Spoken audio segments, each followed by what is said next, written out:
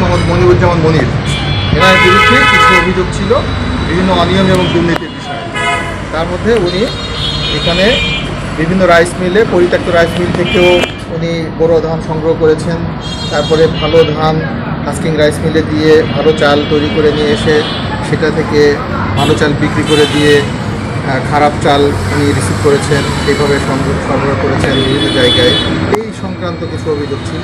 এছাড়া তার কিছু অবৈধ সম্পদের বিষয়, তার এবং তার স্ত্রীর বিরুদ্ধে অবৈধ সম্পদের বিষয়ে কিছু অভিযোগ এখানে আছে।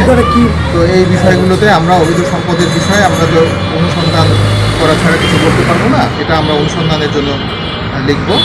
আর অন্যান্য বিষয়গুলো আমরা মাত্র রেকর্ডপত্র কিছু নিয়েছি, এছাড়া জেলা খাদ্য গুদাম থেকে কিছু রেকর্ডপত্র নিব, তারপরে আমরা আরসি4-এর একটা বক্তব্য নিব, তারপরে আমরা এর উপরে একটা রিপোর্ট নিব। স্যার, আপনার নাম পদবি? আমার নাম খন্দকার কামরুজ্জামান, সহকারী পরিচালক, সদেকা বরিশাল। Thank you.